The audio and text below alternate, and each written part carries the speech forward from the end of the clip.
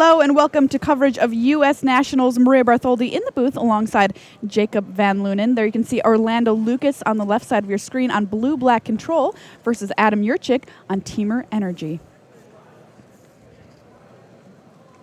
Rip Brown Craig is going to kick things off there for Adam. Temur Energy, of course, a deck we saw a lot of at the World Championship this past week. You know, this is a matchup that we've already watched quite a bit. If you watched the World Championship last weekend, then you're going to be pretty familiar with this. And one of the most important things for this blue-black control deck is to get down that turn 2 search for Azcanta and really just manipulate its draws for the rest of the game. Yeah, blue-black control really springing out onto the scene at World Championships, most notably with the card that you mentioned, which is so important for it, Search for Azcanta. Can you talk a little bit about how that card has kind of helped this deck gain more prominence? Yeah, so in the later stages of the game, Search for Azcanta really makes it so that you're able to draw exactly the cards you need. The fact that it flips into a land, ramping is very strong in these control decks. And then once you're out of gas or you don't have the specific answer you need for what your opponent's doing, it finds that answer by repeatedly impulsing. And it's just such a powerful spell, it really should make control a force to be reckoned with for the entire time it's in Standard. Well, Yurchick unable to stick anything here as both of his creatures have been countered. Whirler Virtuoso hits the bin there thanks to a Censor. And there it is, the hallmark card of the blue-black control deck, Search for Azcanta for Orlando Lucas. Bristling Hydra is the play for Adam Yurchick, and that one is going to be good. And Orlando can't be happy with this. See, he used both of his counterspells now, and he doesn't have anything to counter the Bristling Hydra. And now even if he does draw a spot removal spell, Adam can just give the Bristling Hydra hexproof by using that 3 energy that he has, and Orlando's just going to be in a really rough spot. This might just be a bunch of swings from a Hydra and then a game. Orlando holding on to a Censor and a Torrential Gearhulk in hand. Adam Yurchick going to swing in with the Bristling Hydra here. Plays a Botanical Sanctum, passes back.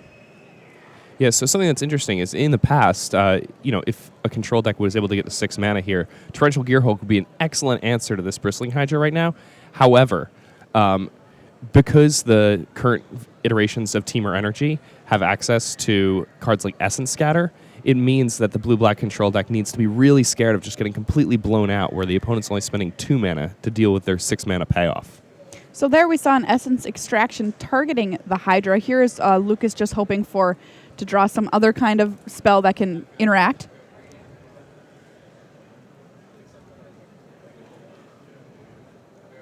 Ether Meltdown was the draw. In swings the Hydra, so we're going to be able to shrink it a little bit here, giving it -4, -0.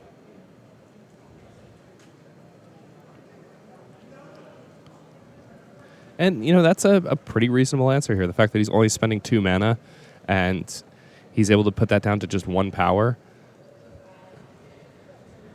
takes a lot of wind out of the sails that Adam had put together here. Long Tusk Cub, the follow-up here for Yurchick. And now we're going to see the flip version of Azcanta, the Sunken Ruin, doing its job here, finding another Essence Extraction for Lucas. Yeah, and I mean, when Orlando was looking at Bristling Hydra staring him in the face with 3 energy, things were looking pretty bad. But now, with that Essence Extraction, it seems like he's found himself in a reasonable situation here. Yeah, Yurchick currently out of energy. Here's a Rogue Refiner. He'll gain 2 energy. And of course, Lucas now with the critical 6 mana left open. Fatal Push on the Long Tusk Cub.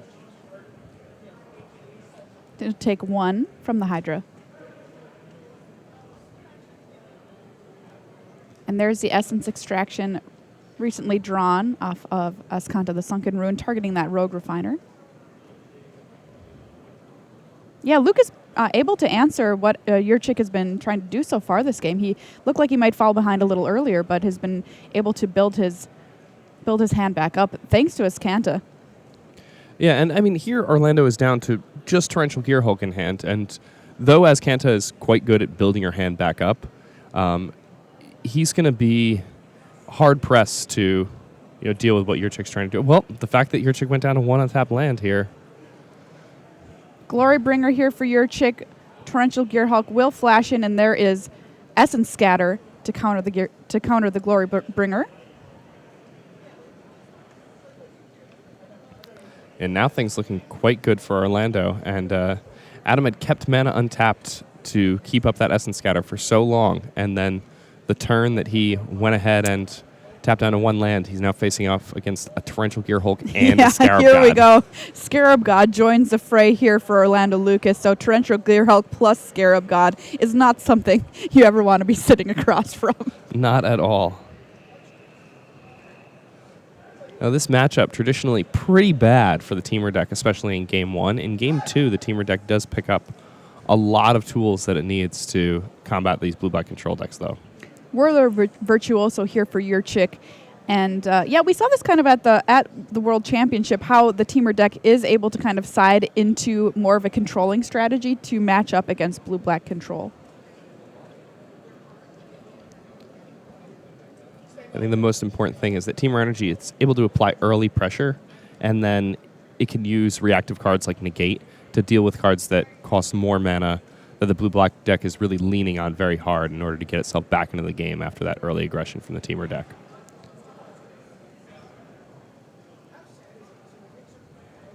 So now we see kind of a fake Eternalize here in the Rogue Refiner, giving Lucas a zombie.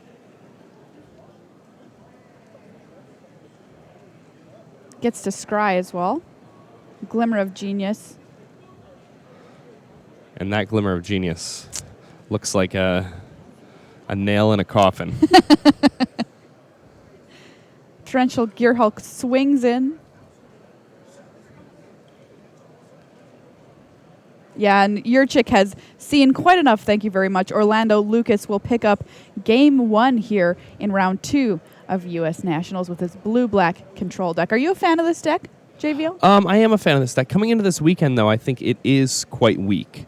I could be proven wrong, and I'd be happy to be proven wrong. But on Magic Online this week, these token decks, like the token deck that they're usually base white-black. Sometimes they're playing blue. Sometimes they're playing some green for Vraska. But those decks seem to match up very well against blue-black control. Even decks like Mardu Vehicles, which we've seen a bit of online this week, those decks match up really well against blue-black control. So blue-black control picked up a lot of matchups that it doesn't want to see. And the sideboards of the Temur Energy decks have evolved so that they're better suited to play against blue-black control in games 2 and 3. So it's really going to be interesting watching how blue-black control reacts to that and how they choose to start sideboarding. I'd like to see them bringing in more inexpensive creatures, things like Gifted Aetherborn, trying to punish the opponent for how they're planning on sideboarding against a bigger blue-black control deck. So taking a look here, we have Adam Yurchick's list in front of us. What kind of sideboarding? You talked about how Temur is able to kind of shift and become more reactive. Is he going to bring in his own Torrential Gearhulks? He's got 2 in the sideboard. Is that something he's looking to do in this matchup? I imagine it is. Things that have flash, things that he can play at instant speed, those are going to be really strong against the blue-black control player because he's going to be able to pick the fight when he wants to pick the fight. And that's one of the major advantages that the blue-black deck has in this matchup. So cards like Negate are going to be very good because they can counter key removal spells. Even cards like Glimmer of Genius. He's going to need to fight that card war, and he's also going to need to, punish Orlando for using his mana simply to get ahead on cards. Here's what he has a 1 of Appetite for the Unnatural, and that's something that's kind of been a bit of a contentious point. Do you bring that in this match or not? Stump the JVL. Yeah, I don't know. To be honest, I haven't played enough of the matchup. I couldn't say for sure. So, Temur Energy, of course, a deck that's been around for a while. Never really lost its footing. It did lose a Tireless Tracker. I think losing Tireless Tracker in post-border games is pretty huge for the Temur Energy deck. Yeah. I mean, it used to just be that in games 2 and 3, you kind of always went with that plan. Because however you sideboarded, whatever your new plan was for games 2 and 3, that kind of smoothed out your deck and gave you this card advantage long-term game plan. And you don't have access to that anymore. And I think that's kind of the biggest hit that the Temur Energy deck took, is losing those tireless trackers out of the sideboard. Is there any way for it to make up for that lost card advantage, do you think? A lot of people are trying different things Sure. to make up for it, but it's really hard. Tireless Tracker plays exactly both angles that you want to be playing in post-boarding games with the Temur deck. It both finds you the gas that you need to continue overpowering your opponent while pressuring your opponent and punishing them for bringing in sideboard cards that are specific to dealing with threats that you had in game one. So it's difficult. People are trying to make up for it with cards like I've seen Glimmer of Genius, seen other cards like that, but that doesn't apply pressure on the opponent, so it's not really accomplishing the same goal. I think the card that comes closest is Chandra, Torch of Defiance. Sure. And they're kind of already playing that one. All right, players drawing their opening hands here for Game 2, Orlando Lucas versus Adam Yurchick. Here in Round 2 of U.S. Nationals, Orlando is going to throw his back on blue-black control, Yurchick on Temur Energy. You mentioned the token strategies that are kind of starting to bubble up this weekend. How do you think Temur favors against those? I think that deck matches up pretty well against Temur. Brian You're David just all in Marshall- on these token decks. Well, Brian David Marshall was repeatedly... I've seen it a ton on Magic Online this week. Yeah. And it's been performing really well. When I've been playing the bigger decks like Blue-Black Control, decks like Temur Energy, I've not been doing well against these token decks that I've been playing against a ton on Magic Online. And I'm playing against just random Magic Online opponent, and they're usually beating me. So I assume the matchup's somewhat favored for them.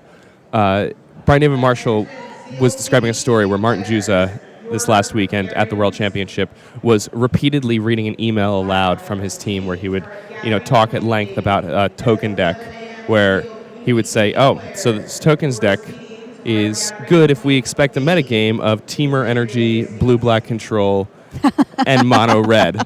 And he would just repeatedly read that email and laugh about what it. Daggers. That's exactly what they saw. Yeah. Where Orlando likes his 6, and we are underway here with an Attune with Ether for Yurchick. Yeah, the World Championship, of course, a very interesting mini metagame that's not going to be reflective of a larger tournament. But Absolutely. Some pretty interesting and complicated decisions that have to go into what you're going to bring to that tournament. I mean, you never know. The thing is that one of those teams could have chosen a different strategy, and the entire metagame would have just been drastically different. So you change just what one person is playing, and you flop the percentages quite significantly.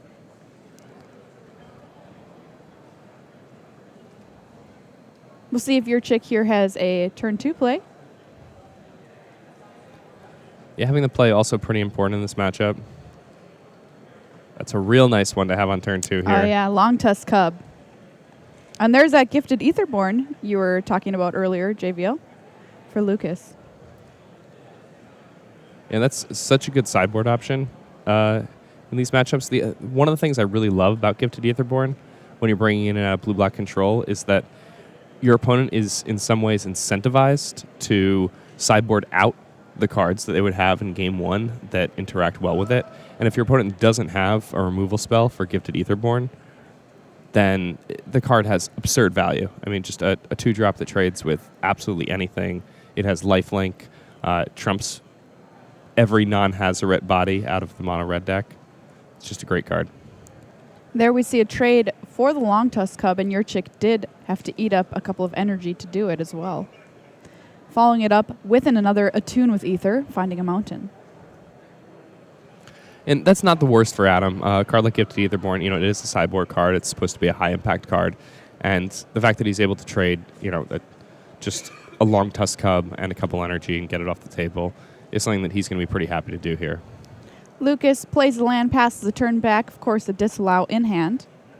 And Yurchick, up to 4 mana now, is just going to pass back to Lucas. Supreme Will here for Orlando, Will Impulse. Yeah, now, something that's interesting here is that, Adam, he's kind of in many ways forced to just pass the turn here because when Orlando has 3 mana up and any colors that he wants, Adam knows that whatever he plays is going to eat a counterspell or eat some sort of removal spell. But if he just passes the turn without doing anything, then he knows he's giving Orlando the option to just use a Supreme Will to find another card. That's not the worst, though, because that card's just getting replaced. And here we see that Adam actually uses that opportunity where Orlando taps out and gets the Glimmer of Genius here. Yeah, this is a 1-of out of the sideboard here for Yurchick. Problem is, now he needs to really double spell if he wants to force anything through this counter magic. Yeah, Essence Scatter in hand as well for Lucas. Yeheni's Expertise. There's a Servant of the Conduit for Yurchick.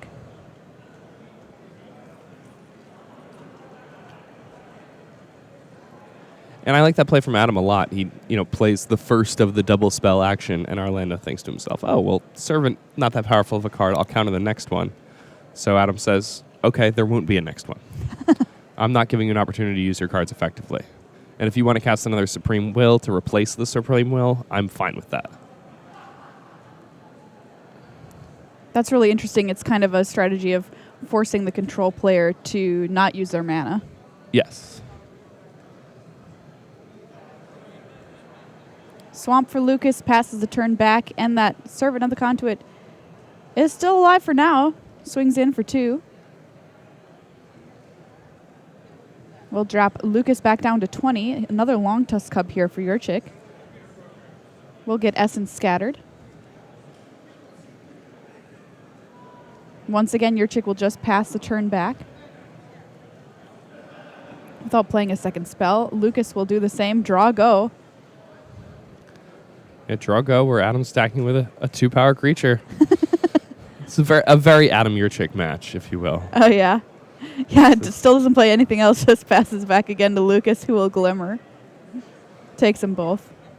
Oh, that's all so scary. Yeah, whenever it that is. happens. Oh, I'll keep both of these. Oh, no. No. Scarab God for Lucas here, in hand. Ooh, Essence Scatter of Yurchick's own here will send Gonti to the graveyard for Lucas.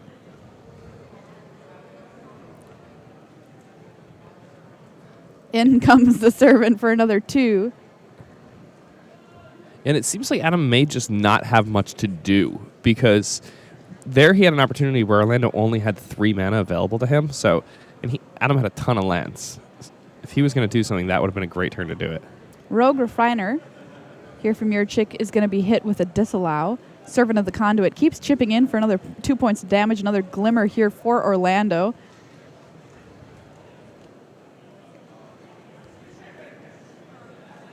And blue-black control looks like it's doing very well here.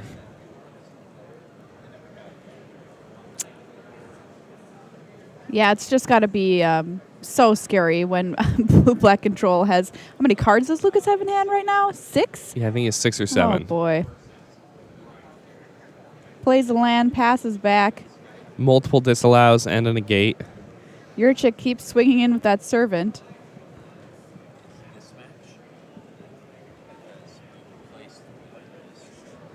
Vraska's Contempt. And Orlando is so far ahead on cards at this point that he's very comfortable just using that there. And are you fine if you're Yurchick, like the past turn, just swinging in with that Servant with no fear of anything like a Gear Hulk or whatever?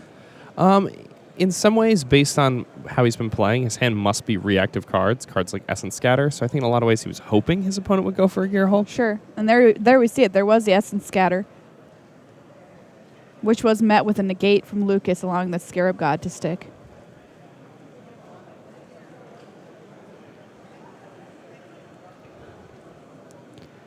Wow. Rogue Refiner turned into a zombie.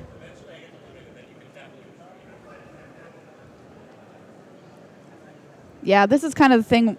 When you see the Scarab God, you just think to yourself, well, yeah, I had a good run. Scarab God is a very good Magic card. I was talking a bit this week with some friends about what the best 5 cards in Standard were. Yeah. Scarab God made everybody's list. Do you think it was number 1? Not for everybody. Okay. For some people, it was. Oh, it's got to be top 5 on. I mean, it's just ridiculous. It's an absurd card. So when I was playing a bit of Magic Online, and I was playing a black-white zombies list, which I gotta say I just love. Sanctum Seeker, killing people out of nowhere, it's fantastic. But anytime I'd see the Scarab God, I just was like, I just want to crawl into a hole and never come out again. This card's nuts. Bringing back Gonti now. I'll take a look at your library. Sure, I'll take this card. This is just absurd here. He's getting card advantage off Rogue Refiner, off Gonti. Scarab God is draining Adam here. Adam has a decent amount of chump blocking available to him, thanks to Whirler Virtuoso, but chump blocking is not really... Not how you win the game. A good way to win a game, no. Lucas here swinging in with the Scarab God and the zombie Rogue Refiner.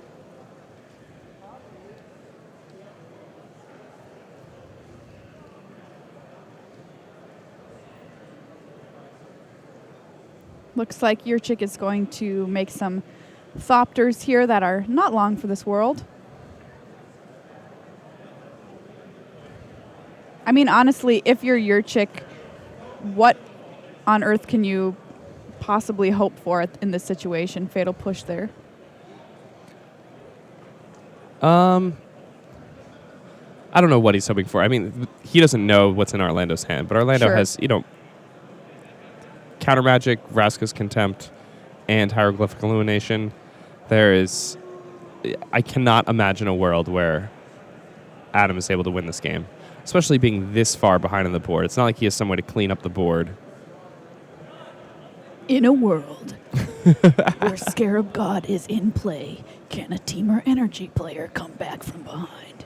Yeah, and for months we saw Temur Energy decks splashing the Scarab God so that they could just easily win mirror matches. So, all right, there you see it. The hand is extended. Orlando Lucas takes down that match 2-0. Blue-black control and the Scarab God over Temur Energy.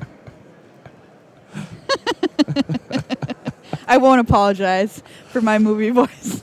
Everybody loved it, I thought. I did. And I'm the only other person here. Thanks, JBL. All right, let's take a look in here. Shaheen Soorani versus Bryan Carey, Esper Control, versus Mardu Vehicles. Tied up at 1 game apiece here in round 2. Mardu Vehicles, you mentioned, I mean... He's not Mardu Vehicles, actually. Oh, he's not? Okay. No, I thought he was, but he is... Yeah, he has Sultai Energy. Interesting. I was going to say, you mentioned this deck. You'd seen this deck actually a little bit recently. But Esper Control here for Shaheen. We said, what is he playing? I don't know, probably some kind of control list. Sure enough. I'm really upset that Shaheen... Oh, it's Grixis Control. Sorry. Yeah. All right, we've got those deck names updated for you. He doesn't have Nicol Bolas. Really? Isn't that the... I mean, come on. You're playing Grixis Control. No Nicol? What has he got in there instead? Well, it looks like he's playing red. He's got Hour of Devastation. Sure. Which is sweet. Is he playing... No, he's not. Okay, I was so excited for a second that he might be playing Primal Amulet. But he's not. He's winning with Scarab God and Torrential Gearhulk. Okay.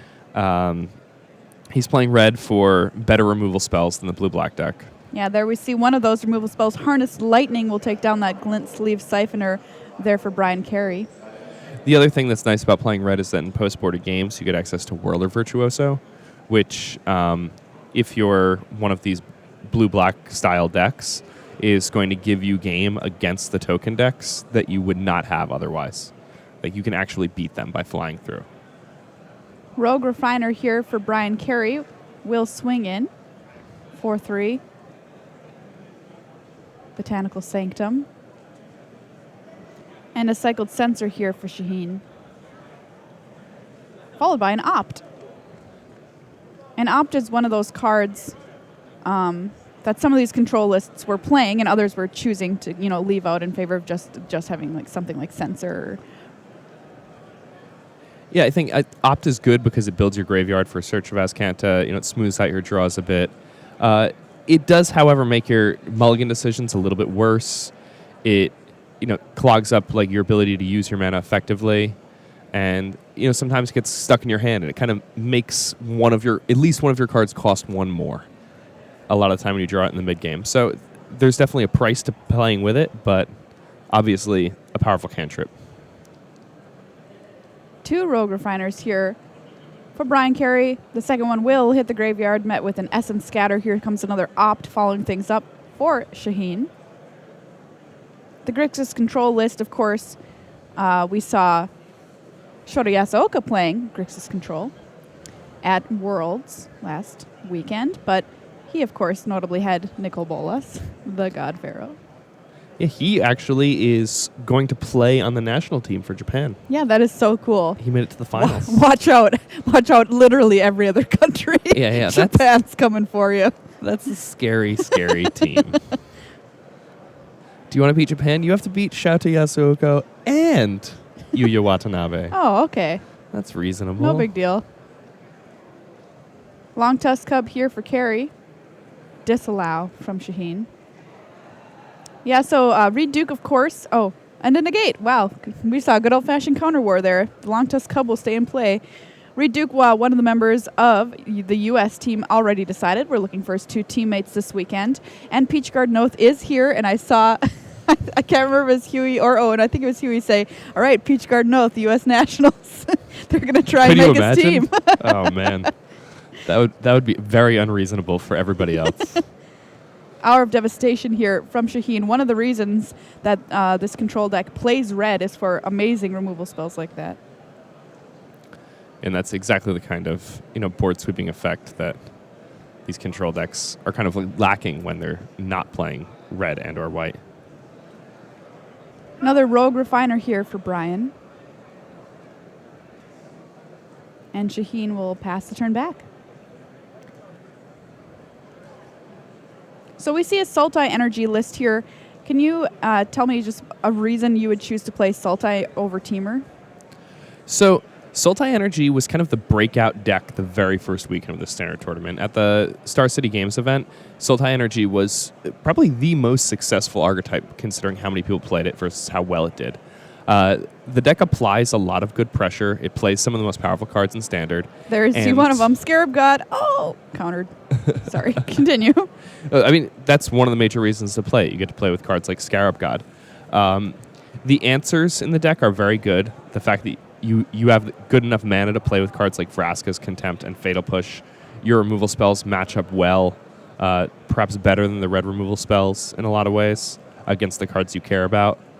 I mean, it's a powerful card. Whiny Constrictor also is really good, and this is the best way to use Whiny Constrictor right now. Sure. A lot of people, might try just a green-black counters type deck, but Whiny Constrictor is really where you want to be Sultai Energy is where you want to be if you want to be constricting and winding. And Torrential Gear Hulk is where you want to be if you want to be beating people. Torrential Gear Hulk in play now for Shaheen. And it looks like Bryan Carey might be out of gas. Glimmer of Genius here for Shaheen as well. We saw him try and stick his own Scarab God and a Bristling Hydra. Both. Didn't make it. Vraska's Contempt, however, is going to deal with that Gear Hulk.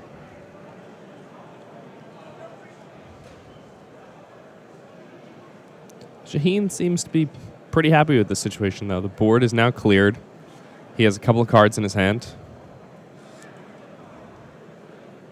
Looks like the cards that are in his hand include a Vraska's Contempt and an Hour of Devastation, which is a pretty nice combination to have there. There you get a look at Vraska's Contempt. The exile clause on that can be pretty relevant in a world with Scarab God. Absolutely. The fact that Hazarets and Scarab Gods are running muck in Standard right now, that makes Vraska's Contempt one of the premier removal spells right now. It's a card I was really excited to see printed out of Ixalan, and it wouldn't surprise me if it's one of the most important cards we see. Ooh, speaking of her Contempt, here is Vraska herself. Looks like she will stick. Making a pirate. Oh, hit with her own Contempt. I don't know what the flavor judges will say about that, but there she goes. There you get a look at Vraska, Relic Seeker. Used her +2 to make a 2/2 pirate creature token with Menace. Sometimes the hardest person to love is yourself. Yeah, hard truths. Hard truths. Come on, Vraska. You've got great hair. It's made of snakes. What's not to love? You've got a sword. The card's really, really good. But here, Shaheen, I mean, he has to spend a whole card to kill the Vraska, and he's still up against this 2/2 pirate. Glimmer of Genius, obviously, going to help him get back into this game a bit more. But now that he used his Vraska's Contempt, that means that it opens the way for a card like Scarab God to come down, and he will not have an effective way to exile it. All right, the pirate Vraska created is going to get in for 2 here for Bryan. And there's Scarab God, and it's good. And that's a nice thing about playing a card like Vraska Relic Seeker with a card like Scarab God. Well, yeah, Torrential Gearhulk able to flash back the Contempt here. Bryan really overloading how much Shaheen needs to have a Contempt for. But Shaheen, with that Torrential Gearhulk, does have all the tools he needs to deal with everything that Bryan Carey is presenting. Now Bryan Carey down to just 1 card, just a 2/2 in play. And it's just an attune with Ether in Bryan's hand. 2/2 pirate with Menace staring down a Torrential Gearhulk. Can attack through. And it's going to swing in for 2, dropping Shaheen down to 11. But yeah, Bryan Carey entirely out of gas now as Shaheen just swings in with the Gearhulk.